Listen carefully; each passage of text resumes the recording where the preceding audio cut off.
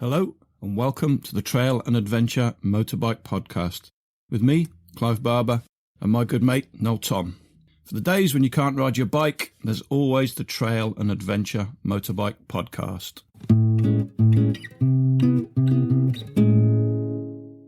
Welcome to Season 3 of the Trail and Adventure Motorbike Podcast. Don't ask me where Season 3 came from, just completely fucking random. We stopped doing it and went to Spain on our bikes, and then we came back after we finished on a high with the king of adventure motorcycling, Mr. Vince. We thought we'd end on a high and come back with a new season. And the first one back is pretty much just a chat, and we're going to tell you what we did in Spain, how we got there, where we went, where we stayed, what we did, how often Noel fell off, and which of the KTMs broke down, hashtag all of them. So this week I'm joined by Greg, Will and Adam, all of which you've heard before on this flipping podcast. Let's get on with it. When did we get back? Was it a week or so? 2 weeks ago? Got back on my birthday on the 20th. On the 20th. That's a bit. Are we recording now? Yeah, I've been recording for All right. Okay. 16 minutes now, which will all be deleted probably because I don't think we said anything interesting. But we always say that, don't we? That's everybody asks that question. Are we recording now? And the answer is always yes. So we got back on your birthday, Will, and your dad had made some beer, especially for your birthday, which pretty much none of us stayed for, which I feel really bad about. Well, it was so late. It was always going to be it was ridiculously late. And I think the odds on Davey getting in the van and just driving until 6 a.m. were always pretty high. I never doubted him, not for a second. Never. Yeah, it was always going to happen. Sadly, none of us doubted him. But yeah, we got back to Greg's at 5:30 in the morning, driving through the night. That was harsh, wasn't it? Yeah, I just like anything. I don't know about you, Kai, but I just felt like I can't just fall asleep and just let him drive. You got to kind of stay awake to talk to him and share the pain a little bit. I thought that, but you were sat next to him, so I just nodded off. I stayed awake. It was quite nice to just get home, and I know it was a bit of a mission, but it was good to be home. Well, I think the journey in itself to get to Spain was a bit of a mission, wasn't it, really? We just talked earlier, mentioned the ferries. So it was pretty much a day to get to Portsmouth for all of us. And some of us took 2 days to get to Portsmouth because we stopped halfway along. And then on the way there, it was 2 nights on the ferry. And I think it was about 36 hours on the ferry on the way there, which wasn't so bad because you're kind of just chilling and relaxing, and you've got a motorbike trip to look. Well, some of us were chilling and relaxing. One of us wasn't that particularly relaxed, was he, Will? I was a bit stressed out, actually. Tell us what happened. The last thing we did before getting on the ferry was to stop and get fuel. And I turned the key on the bike. None of the electrics came on. I had a front light and I had a brake light, but nothing else worked. But it did start, and it was pretty stressful. And the whole time, Adam is saying to me, "Oh, it's your state, mate. It's going to die any moment now. You're going to ruin the trip." Well, if you start at the bottom, it's only going to get better. If it's like a worst case scenario, just build your hopes up to that and then build on it. So the issue was we had basically 5 minutes before the last call to get on the ferry. We just stopped to fill up with fuel, so we didn't have to worry about it when we got to Santander. So basically you park your bike in the ferry and you pretty much have to leave it and go away. So you had to sit on it and stew for two nights as to whether your bike was going to work. Yeah. Crucially, you're just not allowed back down. So it's not like I could have gone back to. All I did was download the manual and spend the whole trip trying to figure out what it was. And none of that made any sense. Trying to find out which broken fuse you needed to replace, which is all it turned out to be. Or just a fuse, yeah. Yeah, that was a relief. So do you think it was from something being wedged in that kind of cockpit area, and what caused the fuse to blow? Yeah, probably that. I had added a raid garage fairing, big tower thing, and it moves all the electrics, which are kind of all bundled up very neatly inside the headlight mast into this tower. So they've got more room to breathe, but they've also got more room to kind of move about and touch each other, which I think is probably what happened. Just a short. We just put some electrical tape on some of the connections and it was fine from then on in, wasn't it? Yeah. Didn't miss a beat. So yeah, we had 2 nights on the ferry. We got to Santander. We rode off the ferry. We kind of waited for each other after passport control. Davey's not here to tell us, but then his bike wouldn't start. Remember that? Yeah, he had a bit of an issue. It was, it couldn't have been overheating at that point. It was just a bit of a gremlin, wasn't it? Another electrical thing. But it was just a case of turn it off, turn it on again. No, it's fine. And eventually it started. And again, he had no further issues for the rest of the trip, but it was just a bit mental. It happened a few times on the trip, but it didn't keep him going. It didn't stop him. Fortunately, the story of this trip wasn't whose bike was going to break first. It was a short story again. But it did turn out to be who's going to fall off first.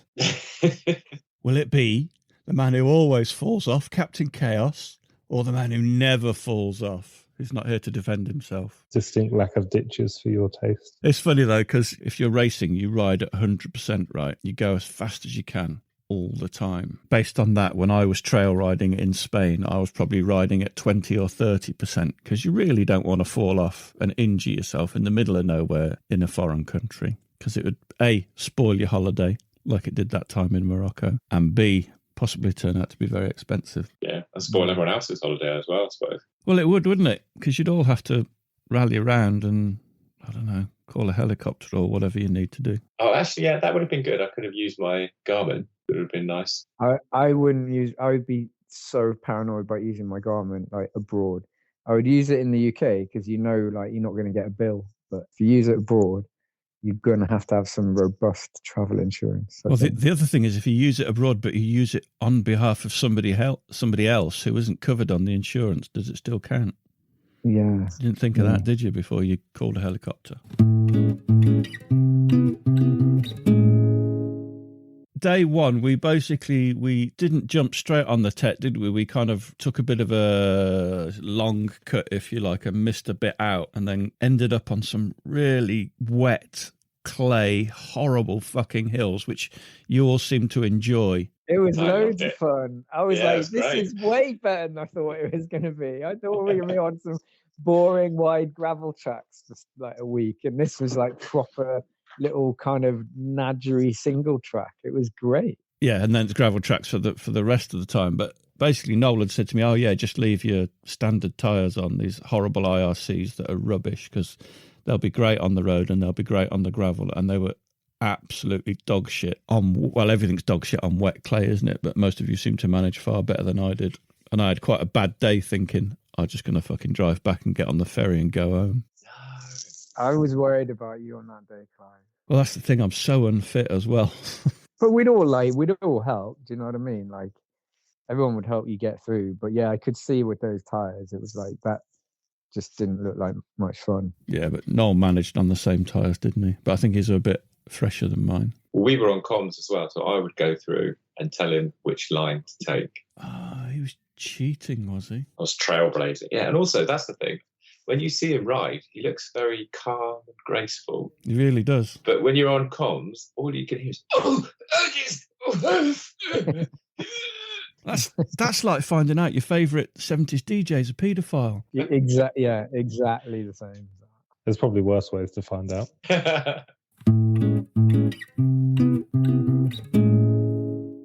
Our first night was in quite a nice posh. It wasn't really a bed and breakfast, was it? It was like a self-catering. Casa Nihal. Yeah, self-catering hotel, which was a pilgrimage hotel with lots of rules. Well, there was one rule: it was don't get anything dirty. It's all very shiny and new, wasn't it? We all ended up taking all our dirty clothes off in the garage. But then the nice man did get a jet wash out the following morning to clean the bike, so that was good. So I have no idea what happened after that, really. I can't remember. After Casa Nihal, we went on to our first proper trail, didn't we? Let me open my phone. Because I made like a little diary on my phone of everything and took lots of pictures and took a fair amount of video, and my phone basically died, so I've lost everything. So I can't remember a damn thing. We haven't talked about the angry farmer. It wasn't even just an angry farmer. It was pretty much the very first trail of the very first day, wasn't it? Yeah, it really disappointingly set the tone of the trip. It's like, oh my God, is it going to be like this all the way? Yeah, it was a nightmare. I had a broken down bike. I got lost. A farmer had just shouted at me and got completely separated from the group. Yeah, it was a complete fuck up of a start. So just to put this in context, we'd basically started following a trail, and the trail, as they sometimes do, went through a field that had been planted. That said, there was clearly defined tyre tracks across said field, but even Adam said on comms, this doesn't look right, or this doesn't feel right, and none of us were particularly happy about doing it, but we did it anyway because there was obviously a trail there. We got to the other end. I don't think he was a farmer because he was very, very smart, and none of us have particularly good Spanish, but he obviously wasn't very happy with us as to what we'd just done. I think, Will, you translated some of what he said as it was just we were being disrespectful and get off my land. There was Spanish for get off my land. But yeah, I mean, he had a point. None of us felt good about doing it, really. And in hindsight, we probably should have taken a bit of a detour around there. But it was the very first day. It was a very short stretch. And as I said, it was planted, but it was very sparse. And there was a clear track across there. Afterwards, we looked at the Google Earth, which was taken, the photo was not in kind of, the crops weren't there when it was taken. And there was an obvious route. It had been sown over. But I also think that I suspect that even if we'd gone round the long way, I think he would have still had something to say. You know, he's on the phone and stood in the middle of the track. He wasn't like getting out of the way. We were going to have to go around him either way. I'm fairly certain we didn't do anything wrong. And I think certainly because we couldn't speak Spanish, the best thing to do was just to carry on. Well, the thing is... No. The thing is that it, very early on in the trip, it highlighted how much trust you're putting in this route that you've downloaded, and that whoever has put that route together has done it legit. And especially if you can't speak the language. If I translate that to like riding up here in Northumberland, and if I was Spanish and I'd come up here, some of the trails go through people's gardens virtually, and you're like, this. It really doesn't feel like I should be here, but I'm confident that it's right, and that so it just like whoever is managing the Trans-Euro Trail needs to be kind of mindful of the fact that if there are, okay, what am I trying to say? If there's anything contentious, avoid it. Yeah, because if I was a Spanish speaker and I'd gone in that situation and I was a local, I would probably say, no, I appreciate that you're upset, but I am allowed to be here. The rules of the land say I can. Here's a map, and get into a conversation about it. And, you know, I respect your position, but I'm confident that I'm allowed to be here. Talk yourself out of a situation. But when you don't have any means to communicate, it's a very, very kind of tricky and vulnerable position to be in. And what did you say to him? Dos cervezas, por favor. Which really didn't help. So Adam stayed with me, thankfully, and I got off the bike. So everyone else, Noel was first, and he just kind of rode off. I got off the bike, took my helmet off, and did what I would do back here in the UK with an angry farmer, and try and kissed his ring. Just to try and be, you know, try and not be the person that he is expecting you to be, and actually demonstrate that you're a respectful person. But very quickly realised that I didn't have the tools to communicate with him. I couldn't even remember how to say sorry. I could remember how to say it in French, but it was no help to me. I just sort of rode past him going, sí, lo siento. Yeah. And then he opened his gate and he was like motioning for me to come in, and then he was like saying like esta noche, which is like this evening. And so I was assuming he was trying to say something like, come in here, wait here until the farmer comes back tonight. I think esta noche translates directly to date night. I think you'd completely talked him down. Turns out we found Spain's loneliest farmer. Yeah. But you're right, it did kind of tarnish the first day slightly, didn't it, really? But that said, we didn't have any bother for the rest of the 5-6 days that we were riding for, did we really? So let's talk a little bit in general about the trails. What do we think of the trails that we rode? Because basically we got off at Santander, we pretty much travelled inland a bit, and we turned left, and we more or less followed the TET with a few kind of shortcuts. Let's talk about the trails, because I thought they were fairly magnificent. Yeah, I couldn't believe how varied it was. I'd done no research because I wanted the whole thing to be a surprise, so I didn't know what was coming. And it was like, you know, day one, clay, uphill, through rivers, single track. Awful. Amazing. And then it sort of feels like you're in Wales a bit, and then it's in the desert, and then you feel like you're in Utah or somewhere. It was so varied, so fun. Loved it. Yeah, that's what I kept thinking. I kept thinking exactly that. This is Utah, this is Arizona, this is Colorado, because it really did change, didn't it? You'd like move from one valley to the next, and you'd be in a different part of the world. Some amazing variation. So Noel's done it quite a bit before, and he basically said it's all kind of big open gravel tracks that you could get a medium bike down with no bother. But actually, I was quite surprised by the variety of the trails that were there.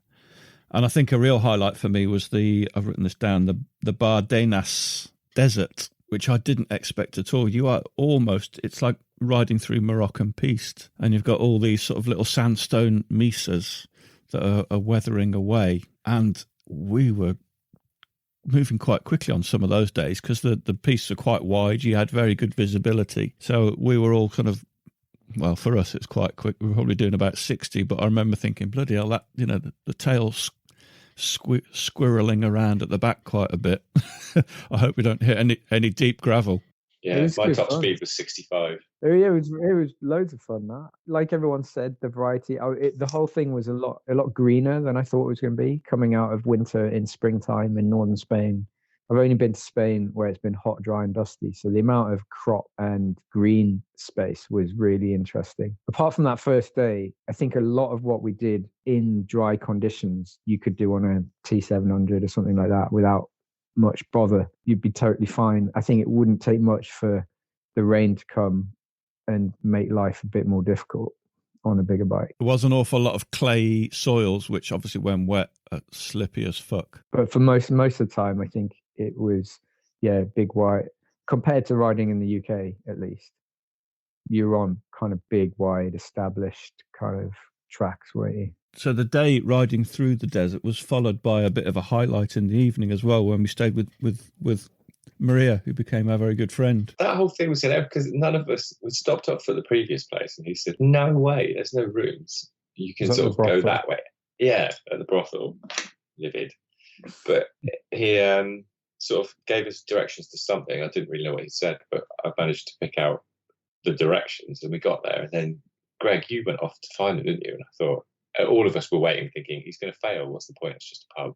I was just like, what the fuck is he doing? Just get back on your bike. Let's go and find a fucking hotel or a campsite. Stop dicking about. You can't even speak fucking Spanish, even though your name's Villalobos, for fuck's sake. I was really happy with that, man. Like, because that, when I've been to South America cycling with Georgia, that's what we did all the time. And it just, that whole little village just felt like being in South America.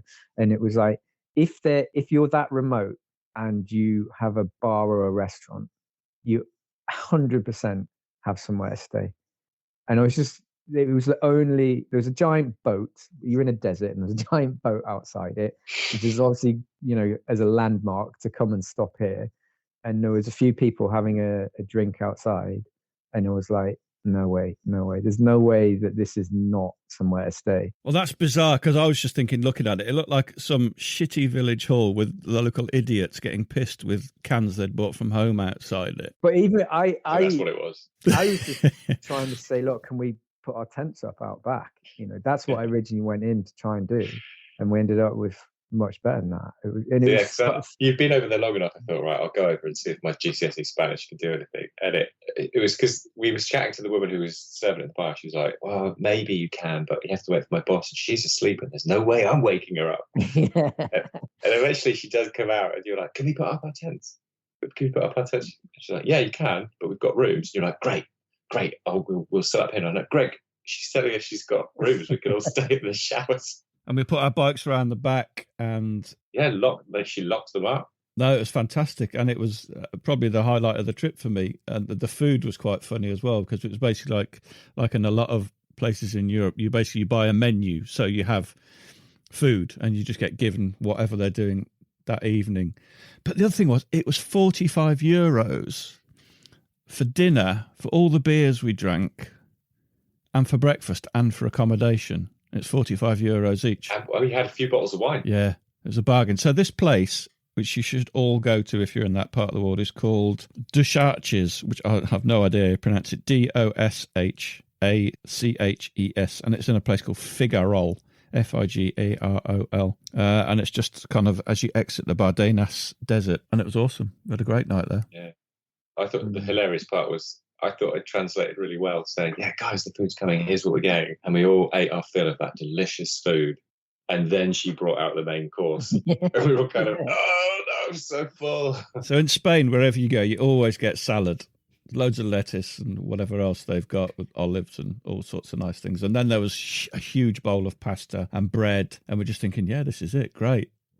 And then the main course arrived. And it was about, considering there's only 6 of us eating, I think there was about 16 pork steaks and like a mountain of chips. And we all had to politely eat of it, even though we were all full, eat as much as we could. And have an ice cream after as well, didn't she? Oh, yeah, yeah. But she asked us, what time do you guys want breakfast? Like, I don't know, 7 o'clock? No. 8 o'clock? I mean, I'm going to be asleep. Yeah, she did. We said 7 o'clock and she just laughed at us and said no.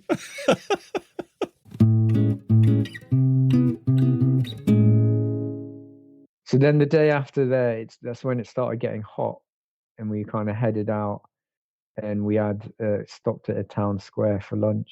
And then later on in that afternoon was the Noel falling incident. What? Hang on, what happened? We went for lunch in Luna, didn't we? The one with the big Luna, the one with the big the buzzards and the cool church. There were storks on top of the church steeple. Storks, that's it. Oh, yeah, I've got a video from there. Yeah, they were amazing. It's like pterodactyls swooping around. But sorry, what happened to Noel? when Christ fell for the first time. Sorry, you cut out. Can you just say that again? I think Adam can describe it. But Adam was there. He saw what happened. What do you mean? I didn't say anything. I think from the slow-mo analysis of the footage, he tried to go in between 2 puddles on like a centre rut, and his back wheel fell into it and just sent it round, sort of thing. I was trying to figure it out. Like, it looked like he just got on the gas and it had stepped out, but it was hard to understand how, because he was out of the puddle when he fell. Yeah, it was pretty long slide though, wasn't it? Like, but typical Noel, it was so beautiful and graceful. I can imagine it may or may not make the film. I don't know what you think, Greg. Oh, but it got worse though, didn't it? So we got it on camera of like Noel like falling down, which was like, that was like, oh fucking hell, that's incredible enough. And while the camera's loading and he's nonchalantly like leaning against his bike, like they picked it up kind of, oh, this is so great. I mean, I've fallen, but there's just no damage. This is amazing. Fantastic. But so while he was picking his bike up and checking it over, you lot were basically just fucking filming him or reviewing the footage to make sure you'd captured him falling off. And I'm thinking, bastards, get out the fucking way so I can actually help him pick his bike up and, move it out the trail so we can all get past. And as I did that, so I've got, were they prototype Magadans that you lent? No, they're the final ones. Okay. So I got the Magadans on, which are a slightly bigger pannier than the ones I'm used to. Can I use that as an excuse? No, I'd rather you just used your own ineptitude as the excuse rather than blaming Adventure Spec Magadan panniers. Your lack of spatial awareness probably had something to do with it. So whilst I retained the mantle of Captain Chaos, I actually managed to ride past Noel and knock his bike out of his hands and onto the floor again, which he wasn't very best pleased about, was he really? You did awkwardly wedge the cockpit between 2 trees though as well. And knocked his windscreen off, but that's always falling off. That wasn't my fault. It was funny. It just had it was all of a sudden he had someone to actually kind of vent his anger at rather than himself. Yeah. So yeah. Well, it's like he'd left his shirt, his riding shirt, in that hotel the night before, and blamed me for not doing a final swoop of the room. That was clearly invented to go back and see Maria. Yeah, definitely. Yeah, so he's in touch with her again. Can we just end the podcast there? That was my favourite bit. It's just this funny photo of basically Noel's trying to fix his bike, and everyone else is crowded around Adam's phone watching the footage, laughing behind him. It was the corpse wasn't even cold, and everyone's already replaying it and enjoying. What I've got to do, I've got to go through the podcast recordings from the last 3 years and find him saying as many times as I can, "I never fall off. I don't wear body armor." 1972 or whatever. Yeah. So there's probably loads of things like that you can put into the film whilst you have the slow motion of him falling to the ground. So that trail I felt was like, I've never trail ridden. Well, I've never been to Australia, but I imagined riding on Australia would be like riding that section. It felt almost tropical, didn't it? Well, it felt Australian. I don't know if Australia is tropical. It did feel, I think it felt like in the forest, when you get the little woods on the mountainsides and stuff, especially descending through it. I think it did, the twin track stuff, yeah. From the stuff I've seen on YouTube, whatever, it was quite hot, and the ground was like, it was dry, but it had been wet, so you never quite knew what those puddles were gonna actually have like in them, how deep they were gonna be. So I was definitely being quite cautious going through them. But we've been riding quite fast and for quite a long time. When I say fast, we'd been moving for us. And I don't know about anyone else. It was hot and I was getting quite tired. I was definitely, when Noel fell off, I was like, oh, that's a shame, but at least I get to have a break, because I needed a break. That was a good blast. The worst place on earth to stop. It was so hot, so wet, and there were all those little flies getting in your ears and your eyes, up your nose. I think it was the best prior to the crash. That was the best riding of the trip, though. It was good. It was good. I'm really mindful of, because everyone was getting quite carried away. I was really mindful of someone going around a corner and finding other people coming the other way. And that did happen later on in the trip. But multiple days. Ironic, you warned me for it, and I wasn't even involved in the other one. Well, should we talk about that incident now? Greg, you were first on the scene. What the fuck did you do that for? Listen, right? I've been taught by many professionals that when you're on the bike, whatever's happening behind you is not your responsibility. It's what's in front of you that's important. If anyone crashes into the back of me, it's because they've been too close to me. And you need to be able to stop. I came around a corner, and there were I think there were 3 guys coming in. They were the first people we'd met all trip on the trail, and they were coming the other way. And I slowed down enough. The first 2 had gone past me by the time I'd stopped, and I came to a stop next to the 3rd person. You violently lunged off your bike at him.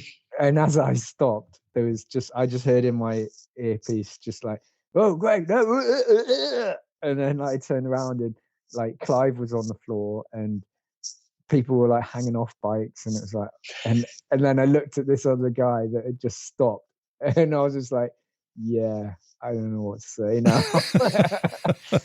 And he just slowly rode around the potentially lifeless body of Clive on the floor and just kept going. Which is what you call a dick move. Yeah, I can't believe he didn't even stop to help. So basically, you stopped. The rest of us kind of followed around a corner. You were next, weren't you, Will? You managed to stop without smacking into the back of Greg. Yeah. And it's just like a motorway pile-up after that. I think Noel, I didn't know, but Noel hit you, and then I hit Noel. And I was like, oh my God, this is so embarrassing. And I got upset. Mate, I'm really sorry about that. Whatever damage it's done, I'll pay for it. And he went, no, it's all right. I just crashed into Will. Basically, I think if you're behind somebody and everybody else manages to stop, then you should be able to stop as well. I was definitely distracted, waving to our new TET friends that didn't even bother to stop. It was like, one of those oh shit moments. It's quite hard to stop when you don't have your hand on your handlebars, isn't it? It is, yeah. Well, that's the clutch, isn't it? I had my hand up. Davey said apparently that my back wheel just came right up in the air, and I don't remember that. But it was round a switchback, round a really steep hill, and we'd sort of, obviously where we're stopping, you're shortening the distance by 1 bike length and a bit every time, so just unfortunate. Just one of those things, and the only thing that was damaged was a bit of plastic. Can laugh about it now, right? Greg was he went very, very green, didn't he? My focus was taken on the fact that I'd slightly had a little poo. Because of my really dodgy tummy from drinking tap water in my bladder rather than bottled water. And I was like really feeling the effects of that. Is that why you just disappeared then? We thought you were so ashamed of your emergency No, stop. I was like, I've got something I need to deal with. And it's quite a good moment to just disappear. Slightly had a little poo. That's the thing. He came up to me. He thought, he's just going to check if I'm all right. He went, Will, I need your wet wipes. I'll be back in 5. Prior to having 2 small children, I wouldn't have even owned up to this. But nowadays, just poo's poo, isn't it? You know? Whatever.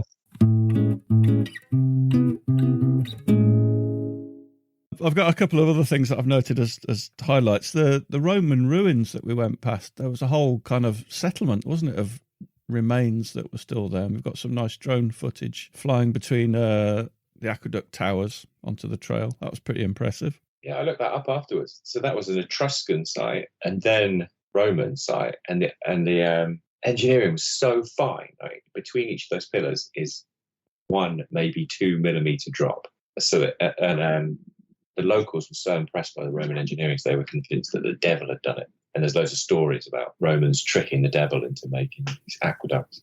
It's amazing. Bizarre. I didn't know the devil was such a good engineer. But that's the point. The engineers had sold their soul to the devil to do it, Okay. but then tricked him last minute by saying, when the job is done, I own your soul.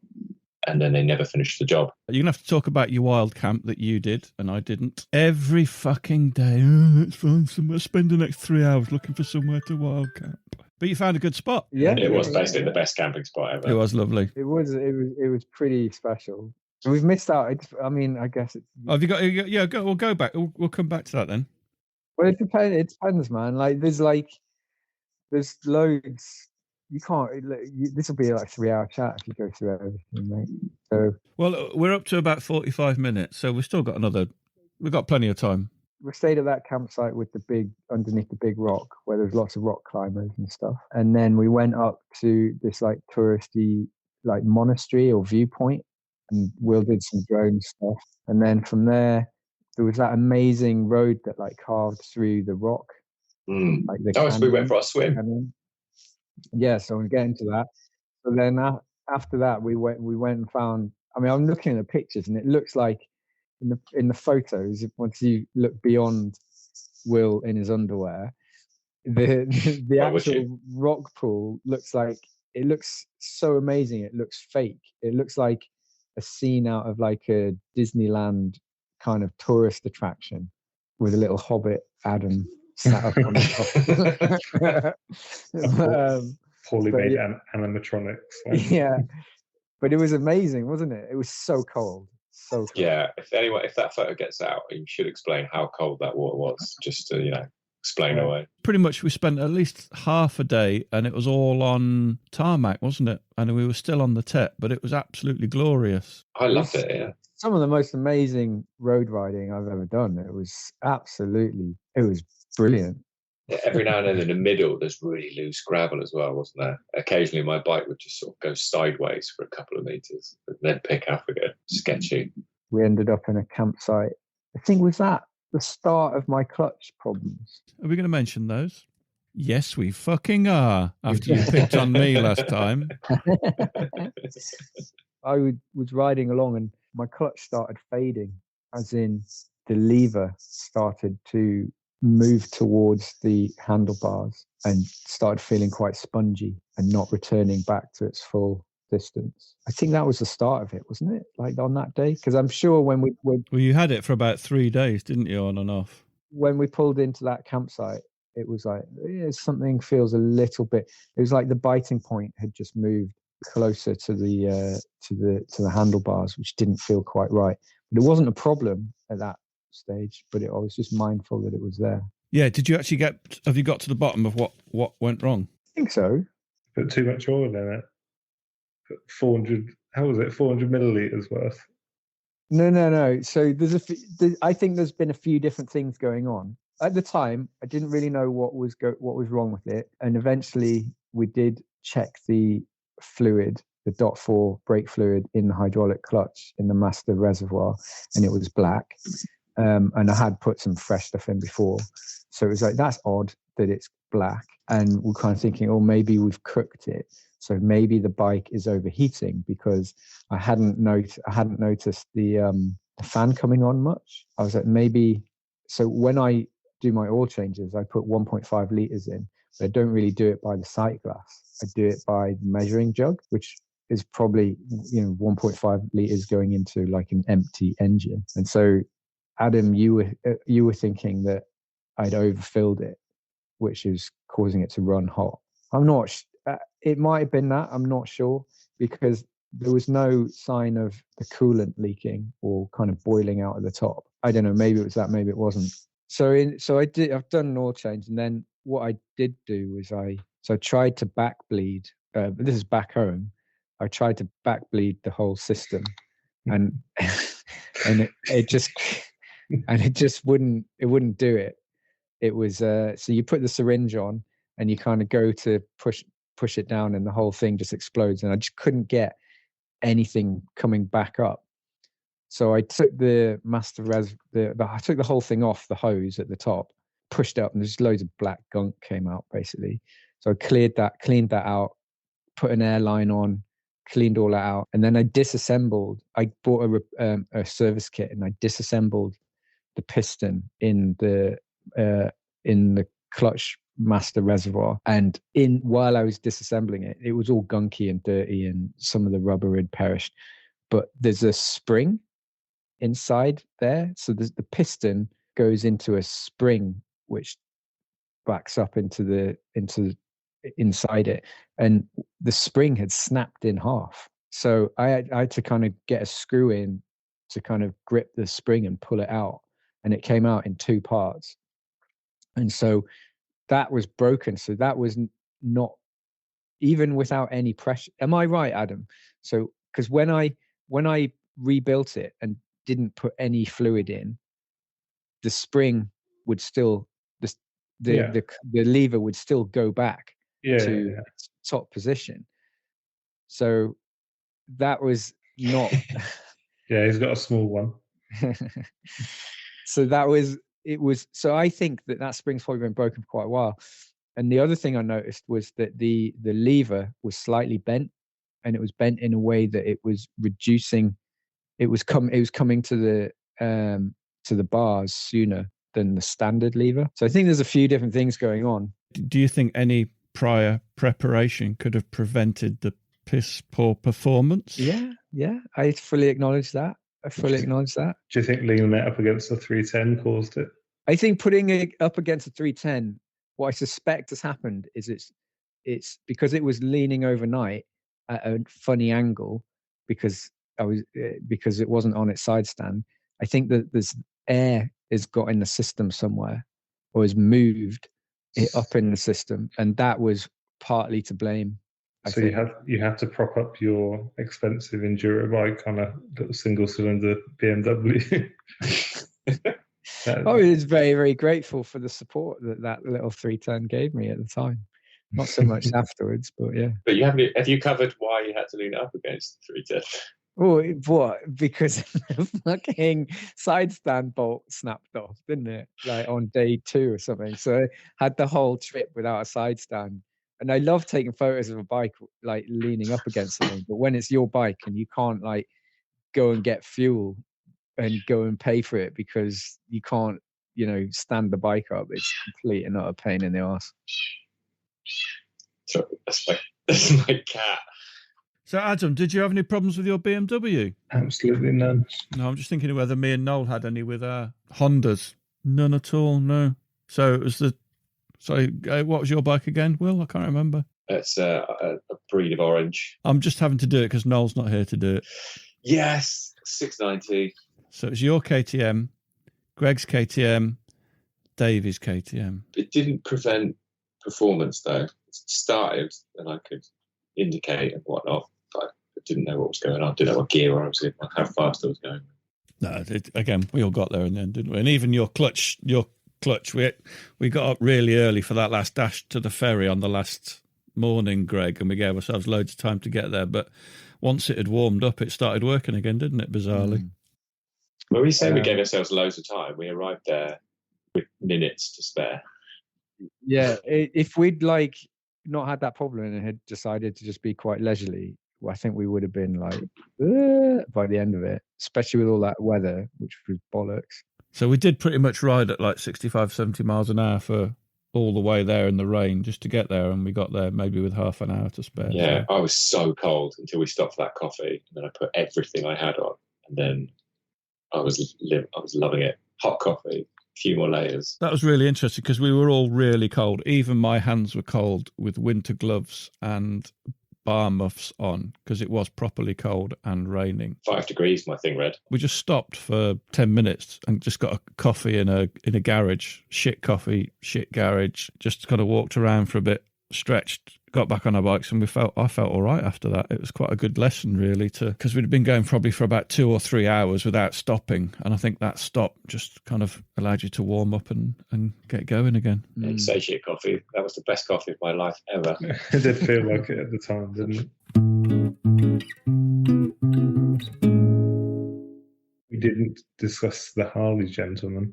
Oh, yeah. So I posted something about this on the TAMP Facebook page. So we stopped randomly at a town after, riding for a while. Found a restaurant. We just kind of looked around the village and found somewhere. Went in, and it soon became apparent that we were in the wrong restaurant. It looked quite expensive, and people were dressed up quite smartly, and we were there covered in mud and not washed for a week, effectively.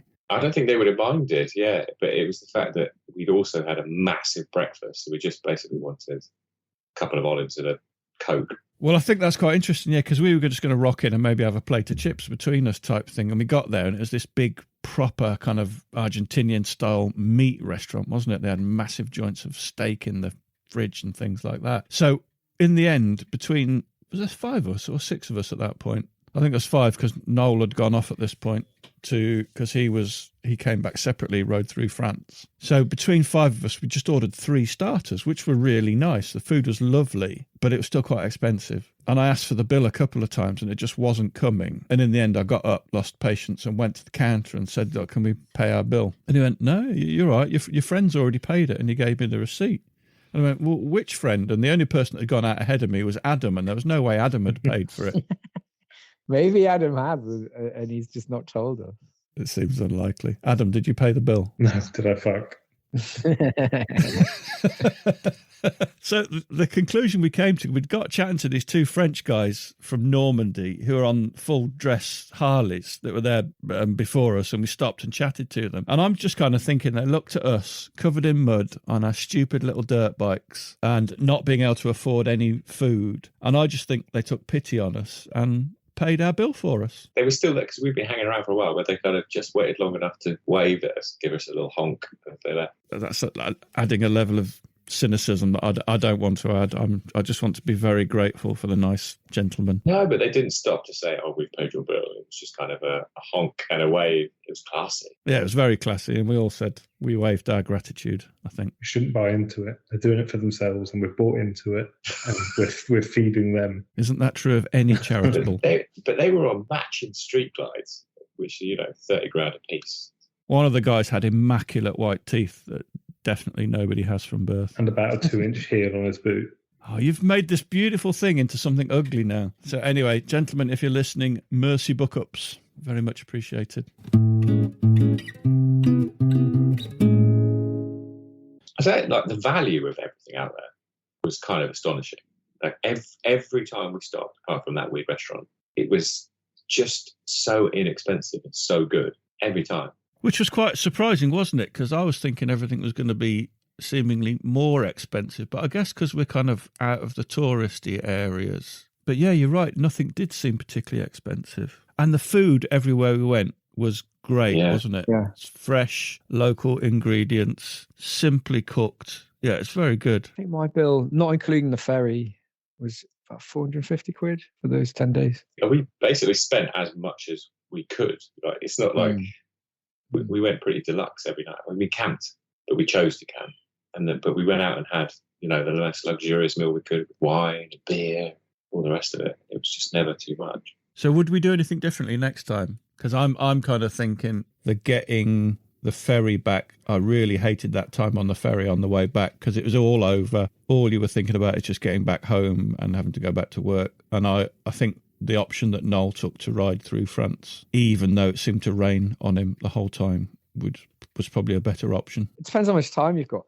I saw somewhere in the last week or so, someone was saying that they'd sent their bike down on the ferry and then flew down, which would, I don't really understand how that, unless the bike had gone in a van with a friend or something like that. For the amount of time that you've got available, like 10 days, or whatever, it's a long, almost 40% of that is spent just getting there. Yeah, it was a long way. Being on the ferry was good. It was really nice, clean. Food was amazing, better than it should have been. Well, we went with Brittany Ferries, which is a French ferry company, not fucking P&O.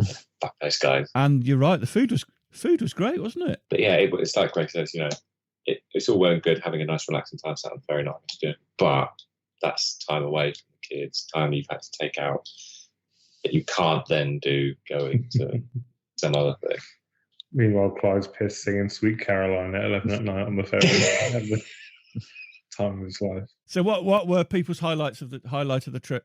That early afternoon riding before Noel came off, just when you were riding it just felt memorable, if you know what I mean. That was definitely some of the best riding of the trip, I thought, because we were just getting, like I say, a bit of a lick on. It was like a nice sustained, such a long trail. It's very rare to not have to come off the trail for that long. I think the camp and the sunset and sunrise were pretty special. Instagram.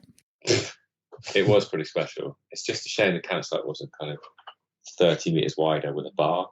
No, so you don't want that. No, you don't. You know want what I mean? Like, the whole point of it's like. Is my point. But finally, we were. It was the most wild bit of the trip, which I really enjoyed. No, it did look amazing.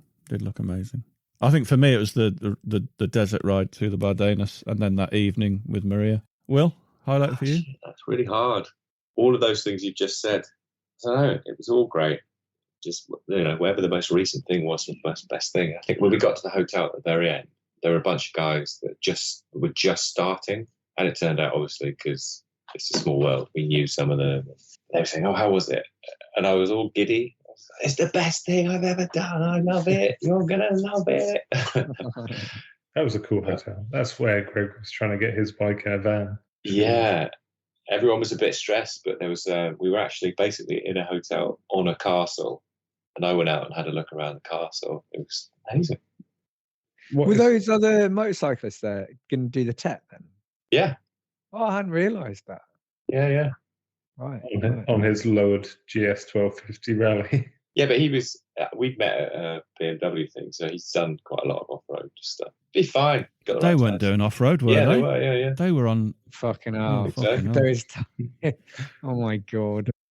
And Noel's just messaged in with his highlight of the trip. It was the beautiful team spirit after he'd fallen off, the way we all rallied round and helped him pick up his bike and stuff. Find that picture that Greg was saying, we were all laughing at the video while he's trying to pick his bike. I got a message through Adventure Help Desk. They replied to my last newsletter was, I don't know if you remember, on the way back towards the ferry, there were a couple of, is it XT600s, is it? Or six? The old Yamahas. We passed them a couple of times, and there was a petrol station where we fueled up. No, we didn't fuel up. We stopped and next to a roundabout, and they pulled in just as we were leaving. Anyway, they messaged to say that they were like right behind us on that bit. It was on a black XT, wasn't it? Yeah, an XT. Yeah, I remember that. Yeah. There's a blue and a black one. I remember thinking it was a shame we didn't chat to them. It just didn't quite work out that way. That's how it is, right? You'd only fall off in front of them and embarrass us all. Finally, then, we've done good. We've done about an hour's recording.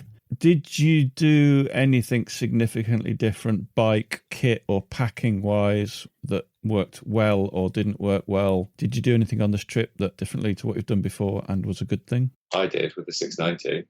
I've got a Krieger platform. I don't know if I can say it, but it's a prototype one, so it fits differently. But I put on, instead of using the 12-litre panniers each side, I used the 18s. So I had tons of space. I had a rack on, which meant I could fuel up without taking all my luggage off, which was amazing. So if you've got a 690, get a rack, get an OS platform, and use the big panel. Similar story for me, really, because I used the new Magadans, which are bigger than the panniers I've used before, and they were great because you got the weight down low. And instead of having small panniers and a bigger roll bag high up top, I had bigger panniers and a much smaller roll bag. And I just think that worked an awful lot better. Exactly what I did. And the Magadans are great as well. Adam, you didn't bring any body armour this time. that you were going to throw away. Yeah, I ditched that. No, I was pretty happy with my setup, to be honest. Fairly consistent on the 310. I changed a couple of things like the camping stuff, but in terms of how it's all packed on there, it's just giant loop coyote and a roll bag behind it. And that seems to work. We all enjoyed you servicing your bike with about 5 minutes to go before you had to leave. You work in a fucking bike shop. I did actually watch that video today, ironically. It just seems like ages ago. Yeah. And all of us were convinced you put baby oil or clutch oil in your engine. Anything for you, Greg? Well, I had a different bike. Super shirts is the other one. I mean, I've been wearing that for ages now, but yeah, the super shirts, like, really, it surprised me how much it's changed the way that I get dressed for motorcycling. It kind of, I'm going to go sound like an adventure marketing bod, which I am, but it does work really well. But no, I had, so I was back on my 450. So I bought the PR7 to do this trip. So it was quite sad that I had to sell it before I actually do the trip, because I think it would have been a really good bike for this, especially kind of some of those long liaison sections. Yeah, what did I do differently? I don't know. Like I brought more gear. I brought a big camera lens, a 70 to 200 lens. So that required me to have my rucksack to kind of put that in, which meant I probably had more weight on my back than I would have liked. But the payoff is I got those photos. So anything differently? No, I mean, like the 450's pretty much 10 years old now. It's got 550 hours, 25,000 kilometers on it. It's time to give it some TLC. It needs a bit of, I think I'll probably take it in and get some engine work done on it. It just reminded me about backpacks. I took the water off my back this trip because I get through 4 litres a day every day. So you've got 4 kilograms to start the day. I put it on my tank. It's way better. Just don't carry water. Just Red Bulls, coffee.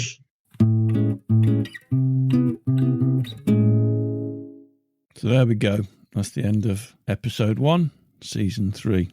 Thanks for listening. I hope you enjoyed it. It kind of feels like it might have been a little bit self-indulgent to talk about our trip, but hopefully there's some stuff in there that you either enjoyed or find useful. Hey, listen, these podcasts are going to be a little bit less frequent now. I'm back at work massively full-time, so having the time to edit these is going to be a little bit more restricted.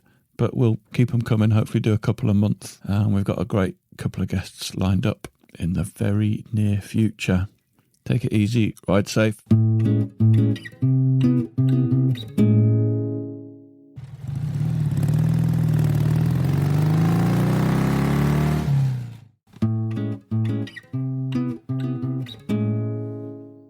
Thanks for listening. We really appreciate your support. Don't forget you can follow us on Facebook and Instagram. And if you really appreciate what we do, you could consider supporting us on Patreon or buy us a coffee. Links are available on our website, which is tampodcast.com, tampodcast.com, where we also have a limited selection of branded stuff. But either way, please keep listening and spreading the word. See you next time.